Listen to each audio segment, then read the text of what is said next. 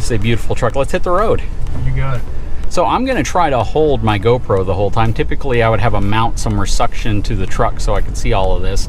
But these new trucks are supposed to drive and handle so smooth that it's almost like a gimbal. I don't know about that, but let's find out. They are very smooth.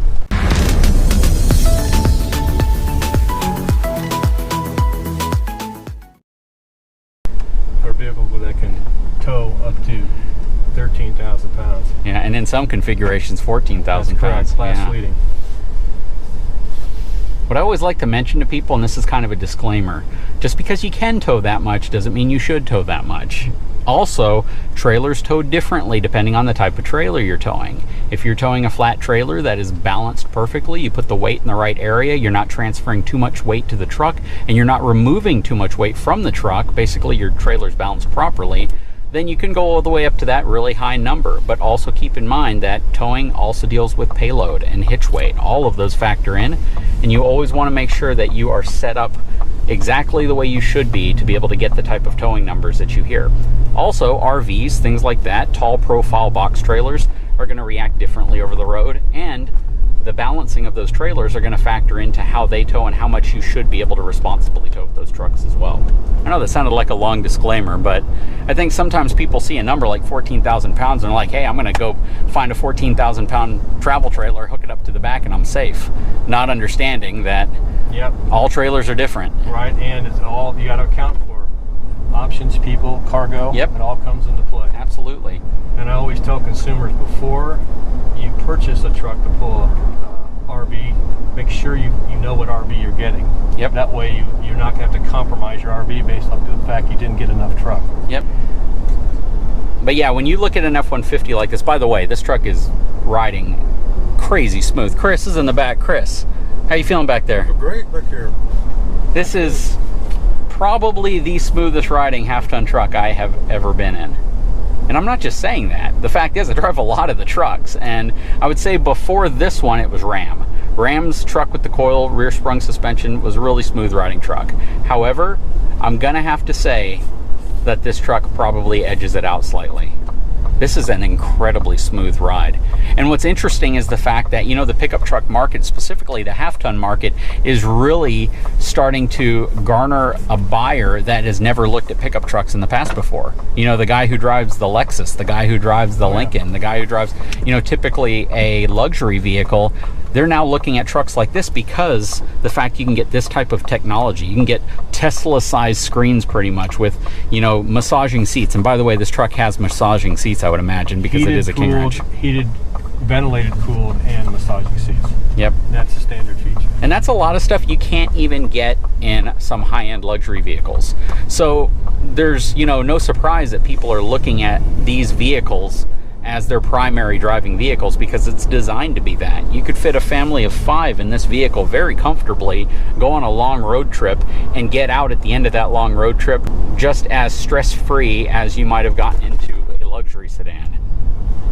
Including anchors and tethers for car seats and booster seats and outboard positions in the second row. Yep, and all your camping equipment, your kayak in the back, your, you know, your small gas-powered toy.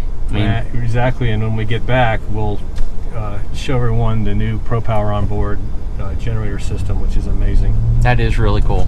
But yeah, we're gonna be on the road in this truck just for a little while so we can get a good idea of the feel. And like I said, guys, this is a very, very smooth feeling truck. Oh, one thing I noticed, check that out. I just noticed that. And it's all real wood too. So this is all real wood, but look at the little emblems. These are King Ranch logos. Yep. That is very cool. Yeah, the craftsmanship is second to none in this vehicle.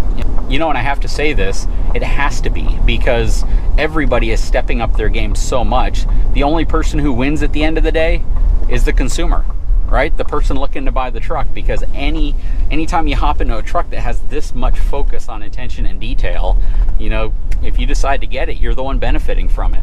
Truck Wars has made it very difficult to figure out what truck you want, but at the same time, this is a great time to be a truck buyer.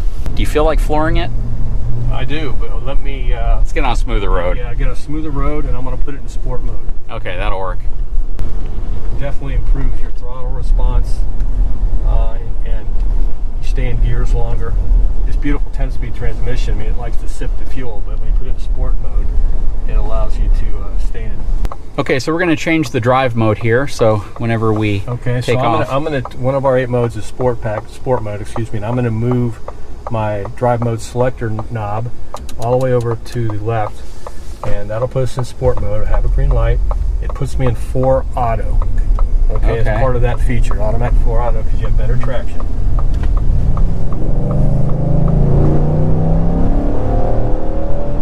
Everyone loves the sound of a 5-liter V8. Yeah, it gets up and goes, doesn't it? It sure does. And you'll notice an acceleration difference for sure when you put it into sport mode versus normal mode. And guys, one thing I can tell you, and you know, being personally a Super Duty owner, don't expect any of the Super Duties to ride as smooth as these half-ton trucks. This F150 rides incredibly smooth, and hopping into an F250 or an F350, even if it's a single rear wheel configuration, it's going to be an entirely different ride. This truck almost glides over bumps. This truck just has an incredibly smooth yet confident and planted ride to it. Right, still built Ford tough. Yeah, with a rock crawl feature, so it can be a truck when it needs to be a truck, that's for sure. And you still have a locking rear differential, right? Rear differential, yes sir. As far as I'm concerned, that should be on every truck when you order them. Yeah. So are you going to be doing this in the new Raptor as well? Well, I hope so when the new Raptor comes out, but firm plans on the new Raptor are still undisclosed. Yeah, that's what I've heard too. I have an idea who they're targeting now. You know, I like the fact that you guys introduced the 5-liter V8 still as an option in these trucks, simply because, you know, to a lot of folks that, you know, there still are some people who are on the fence about a V6 twin-turbo truck. And if you are, having a V8 option is going to be very appealing to those folks. So it's good that Ford still offers a V8 option in their pickup trucks. We are returning back to the San Antonio KOA. This is a beautiful KOA too, it really is. Agreed. Very nice people working at it. Absolutely. It's been very helpful to us. So we are going to take a look at another truck. Okay, so in front of me, you're actually looking at the F150 Limited Hybrid. So this is a hybrid equipped truck, and we wanted to go over the numbers. What were the numbers on this specific truck? So you've got 430 horsepower and a whopping 570 pound-feet of torque. Ooh, 570 pound-feet. Can we pop the hood on this to take a look underneath it? All right, so what is the displacement of this engine?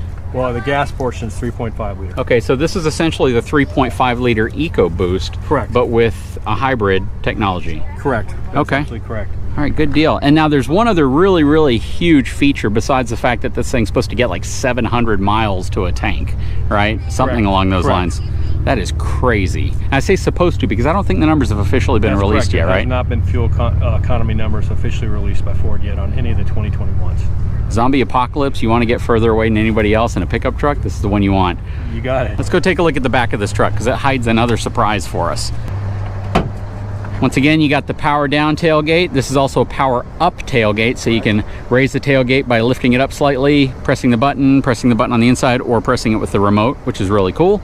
But this is what I want to show everyone. So can you please take a moment and explain what we're looking at on the back of this F-150 hybrid? This is the maximum 7.2 kilowatt Pro Power onboard system that Ford's offering. That is really cool. In the hybrid. So a lot of power supplies back here, I see. A lot of power ports. So you have your power button here. You have your 2 buttons right here, which operate 2 of the ports right here. You're going to have 2 120 outlets right here. You have 2 more. So you got 4 120 outlets back here. And then you have a 30 amp connection right here at 240 volts. So 7.2 kilowatts. That is really, really cool. So what we want to do real quick is go over to a little display they have that shows you what you can actually use these for, because this isn't going to be native to most RVs which have a 30 amp connection or a 50 amp connection, and we want to understand, you know, what would the purpose of the 30 amp 7200 watt connection be. So let's go take a look at that. This vehicle, I just want to show everyone the beautiful factory spray-in liner. Yep. It wasn't on the King Ranch. Okay. I got that in the back of my truck too. It's called Tough Bed. All right.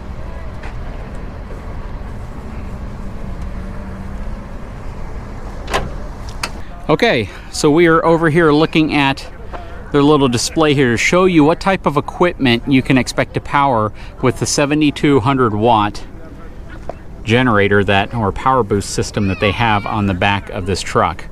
So from tools, 12-inch compound miter saw, circular saw, a gang battery charger, a hammer drill, a half horsepower air compressor, or area floodlights. Gives you kind of an idea of simultaneous power use.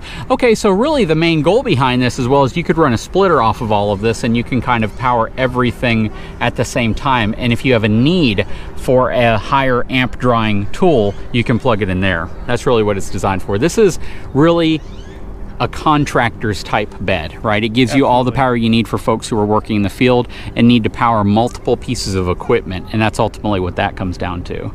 So, absolutely, yes. It's a real game changer for the 2021 F150. So talking about features that you can get on the F150 that I wish I had on my Super Duty is this. Check this out. So you have your running board. This is the power deploying running board. Nothing really new about that. I've had this on my truck since I've had it, and the F150's had it as an option since I think 2014.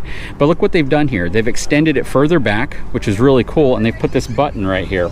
And this button allows you to deploy it from the side without having to get in the truck or open the door. Why is this great? Because if you have a toolbox on the back, if you need to reach into the bed of your truck, you can do that from the back. And then when you're done, simply press that button and it disappears. Very, very cool feature. Well, Drew, again, I really appreciate your time. We are out here at the beautiful KOA in San Antonio, Texas.